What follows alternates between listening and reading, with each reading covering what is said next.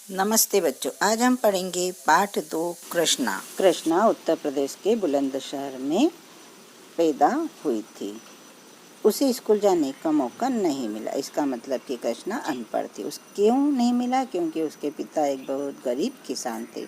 जब कृष्णा 5 साल की ही थी, मतलब वो छोटी बच्ची थी, तभी अपने पिता के साथ खेतों में जाती थी और मजदूरी करती थी। और साथ ही साथ उसकी माँ भी उसको घर के काम सिखाती थी। कम उम्र में ही उसकी शादी भी हो गई। ससुराल में पूरा परिवार खेती पर निर्भर था। उसके पति गोवर्धन का खेतों में मन नहीं लगता था। कृष्णा के पति का नाम क्या था? गोवर्धन। तो शादी के कुछ ही दिनों के बाद उन्होंने ड्राइवरी सीखी और ट्रक चलाने लगे। मतलब उनका मन जब खेती में नहीं लगा तो उन्होंने सोचा कि मैं ड्राइवरी कर लेता हूँ, और ट्रक चलाने लगे। काम के सिलसिले में वो कई कई दिनों तक घर से दूर रहते थे, क्योंकि जब ड्राइवरी करेंगे, गाड़ी चलाएंगे, तो स्वाभाविक है कि उनको घर से दूर जाना होगा, है ना। और ऐसे समय में कृष्णा अकेली ही खेतों में काम करती थी और अपने बच्चों की और ससुराल वालों की देखभाल करती थी। ससुराल के सभी लोग कृष्णा से बहुत खुश थे। क्यों खुश थे? क्योंकि कृष्णा बहुत मेहनत करती थी। किंतु कृष्णा की इतनी मेहनत करने के बाद भी उसकी सभी आवश्यकताएं पूरी नहीं हो पाती थी। ऐसे समय में कृष्णा को इस बात का बहुत दुख होता था कि वह अनपढ़ है। कृष्णा के 3 बच्चे थे, लेकिन आमदनी उतनी ही थी। तब उसके पति ने सोचा कि किसी दूसरे की ट्रक चलाने के बजाय अगर वो खुद का ट्रक खरीद लें तो अच्छा होगा। इसलिए उन्होंने क्या किया? कर्ज लिया। कर्ज क्यों लेना पड़ा उन्हें? क्योंकि उनके पास इतने पैसे नहीं थे। किंतु कर्ज लेकर भी ट्रक चलाने पर जब उम्मीद के मुताबिक कमाई नहीं हुई तो ट्रक का कर्ज चुकाने के लिए खेत और मकान बेचना पड़ा। अब कृष्णा के परिवार की हालत और भी खराब हो गई। तब कृष्णा ने अपने पति से कहा कि हम शहर चलकर कुछ काम करते हैं। तब पति नहीं माने, किंतु बहुत कोशिश करने के बाद कृष्णा अपने इरादे में सफल हुई और वह अपने पति को लेकर दिल्ली आ गई। उसके पति को अपनी इच्छा अनुसार काम नहीं मिला, किंतु कृष्णा ने हिम्मत नहीं हारी और सन 1998 में एक रिश्तेदार की मदद से दिल्ली के नजफगढ़ में बटाई पर खेत ले लिया। खेतों में पति का मन तो लगता ही नहीं था, इसलिए कृष्णा ने खुद ही काम किया और वह खेतों में सब्जियां उगाती और फुटपाथ पर उन्हें बेचने लगी। एक छोटा सा किराए का घर ले लिया, बच्चों को सरकारी स्कूल में पढ़ने के लिए भेजा और साथ ही साथ उसने एक गाय भी खरीद ली। अब वह सुबह 4 बजे से उठती, सबसे पहले गाय का दूध दूहती, बच्चों के लिए नाश्ता बनाती, फिर उन्हें स्कूल भेजने के बाद खेत के लिए निकल जाती। दोपहर में घर लौटकर खाना बनाती, फिर बच्चों को खाना खिलाने के बाद पुनः सब्जी बेचने के लिए निकल जाती। अक्सर बची हुई सब्जियां उसकी खराब हो जाती थी, जिससे उसे नुकसान होता था। बची हुई सब्जियों को सुखाकर अचार बनाने लगी। फुटपाथ पर फल और सब्जी के साथ अचार भी बिकने लगा। शुरुआत में ग्राहक अचार खरीदने में आनाकानी करते थे। लागत के मुकाबले कोई भी कमाई नहीं होती थी, किंतु कहते हैं ना, जो मेहनत करता है भगवान भी उसका साथ देता है। तभी किसी ने आकर कृष्णा को बताया कि कृषि विज्ञान केंद्र में जाकर देखो, सरकार की तरफ से वहाँ पर महिलाओं को अचार और जूस बनाने का प्रशिक्षण दिया जा रहा है। कृष्णा को तो ये जानकर बहुत आश्चर्य हुआ कि अचार बनाने का भी प्रशिक्षण होता है। यह तो उन्होंने बचपन में अपनी माँ से ही घर पर सीखा था। वह कृषि अनुसंधान केंद्र गई और वहाँ जाकर उसने देखा कि अरे, यहाँ तो अचार बनाने के क्षेत्र में कई संभावनाएं हैं।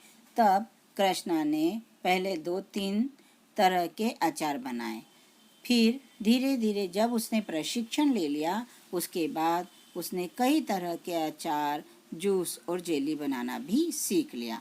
प्रशिक्षण के बाद कृष्णा घर पर तरह तरह के अचार बनाने लगी और पति से आसपास की दुकानों में अचार पहुंचाने के लिए कहने लगी, किंतु अधिकतर दुकानदारों ने उसका अचार लेने के लिए मना कर दिया, क्योंकि वे फेमस कंपनियों के मतलब मशहूर कंपनियों के ही उत्पाद बेचते थे। मगर कृष्णा निराश नहीं हुई और वह खुद ही सड़क के किनारे एक मेज लगाकर अचार बेचने लगी। कृष्णा बताती है कि ग्राहकों को मनाने के लिए उन्होंने कई बार फ्री सैंपल भी दिए और उनसे कहती कि अगर पसंद आए तो खरीदना, नहीं तो कोई बात नहीं।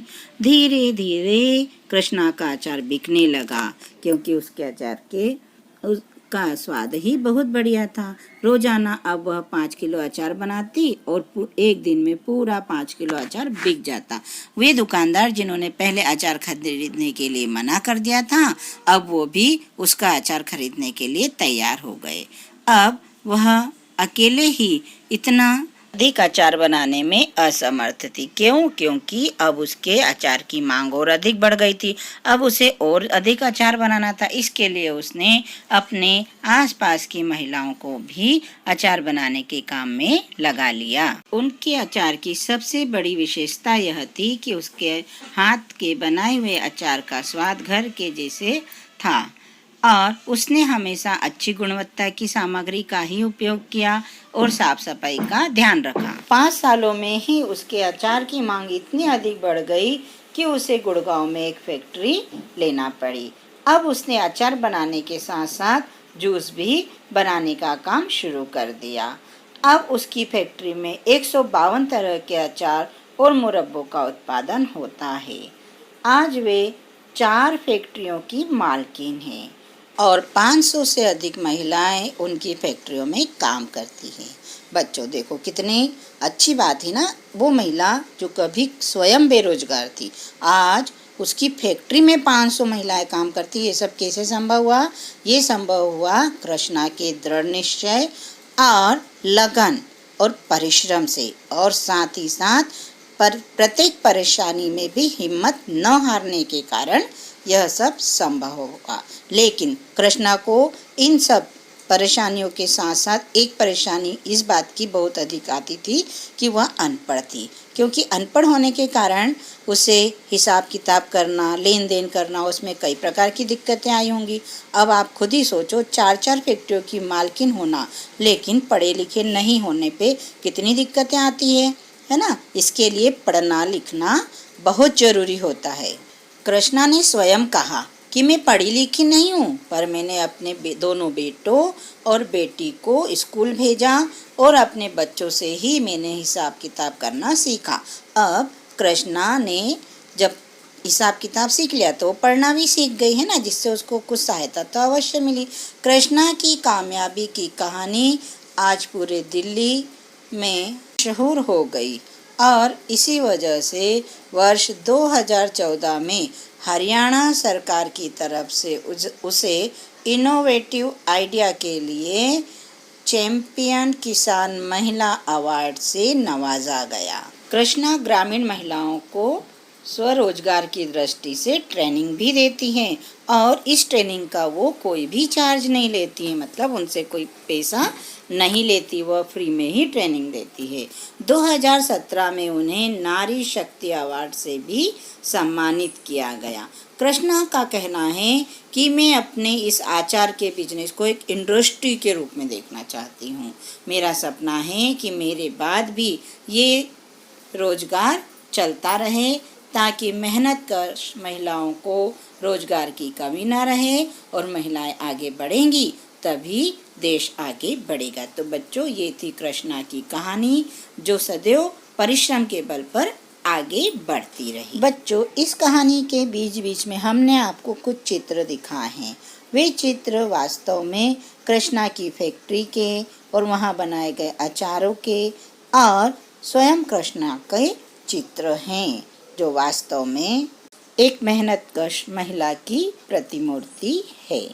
चलिए अब तैयार हो जाइए कुछ प्रश्नों के उत्तर देने के लिए। आपने वीडियो ध्यान से सुनी है तो अब उसी के आधार पे आपको कुछ प्रश्नों के उत्तर देना है और इसके लिए आपके पास 1 सेकंड का समय रहेगा। उसमें आपको उत्तर एक ही शब्द में देना है।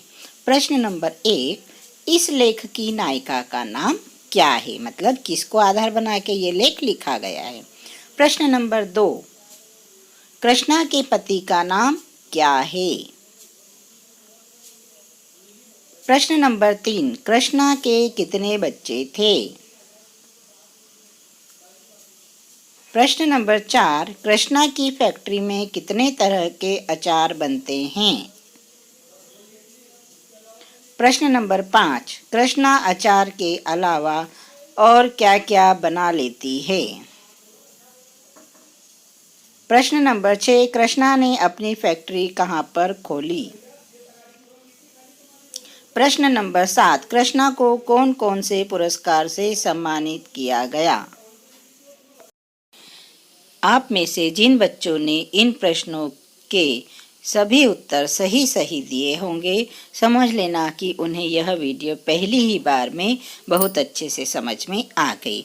अब जिनके प्रश्नों के उत्तर गलत हैं, वो बच्चे पुनः इस वीडियो को एक बार देखें, सुनें और फिर पुनः इन प्रश्नों के उत्तर देवें। मुझे पूरा विश्वास है कि आपने इस पूरी वीडियो को ध्यान से सुना और समझा होगा, लेकिन एक बार में अगर समझ में ना आए तो इस वीडियो को बार बार सुनना और देखना है। फिर भी अगर कुछ समझ में ना आए तो आप कमेंट बॉक्स में जाकर मुझे कमेंट कर सकते हैं, अपनी समस्याएं बता सकते हैं। मैं आप सभी की समस्याओं का समाधान अवश्य ही करूँगी। उम्मीद करती हूँ आप सब घर पर होंगे, सुरक्षित होंगे। सदा मुस्कुराते रहिए। बाय बाय बच्चों, फिर मिलेंगे अगले पाठ के साथ।